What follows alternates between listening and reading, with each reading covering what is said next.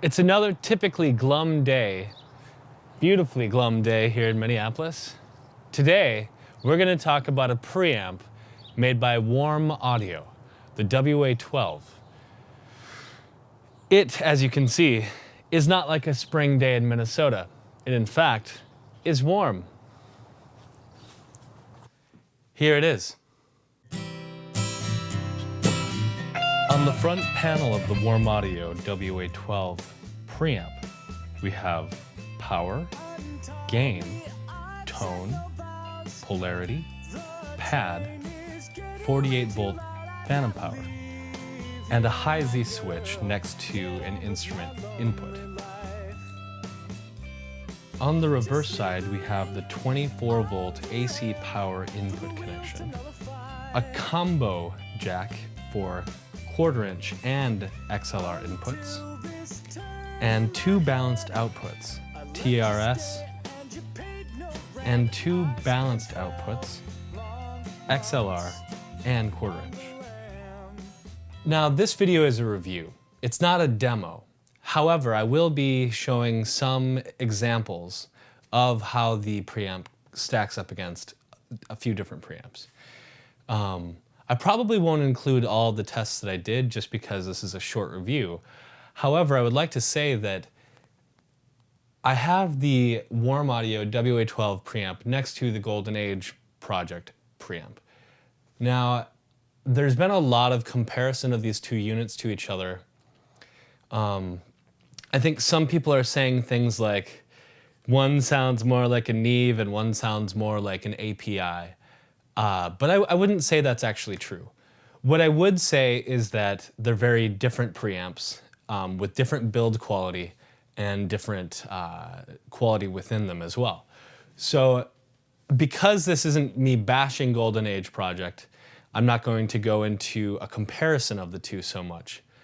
But I just wanted to say that they really aren't in the same league or the same style.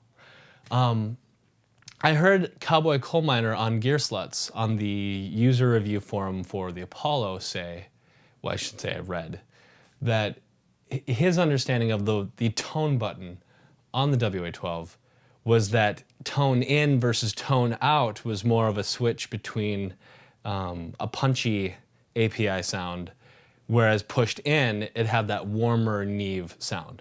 Now, I would say that I haven't used it on drums yet. I've used it on keyboards, guitars, vocals, as well as probably a few other things. But I've discovered that it sounds good on everything I've used it on. However, I've used it with the tone button engaged almost entirely because I've preferred it that way. So let's get into an example where I had someone come into the studio. By the way, he lives with me. He's a good guy. So now we have a comparison where I've had my roommate come in to read a bit from Douglas Adams' Hitchhiker's Guide to the Galaxy. In this part, we're going to switch from the onboard preamp and microphone of the camera with a boom microphone at a distance.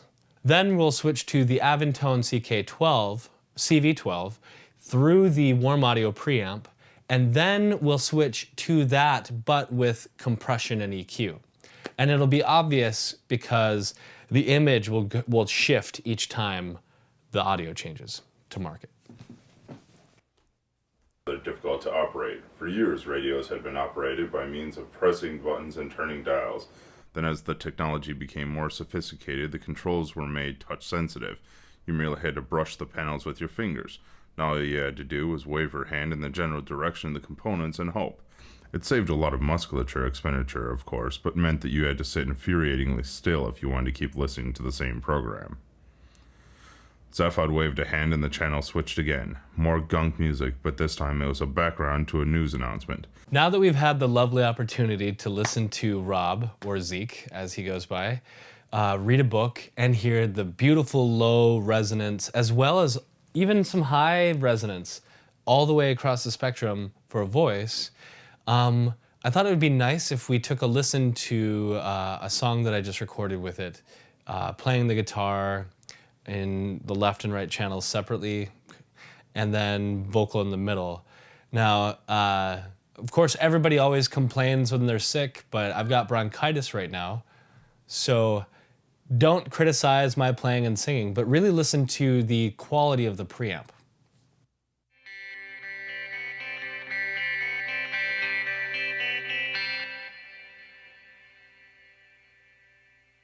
Oh, morning come bursting, the clouds moving.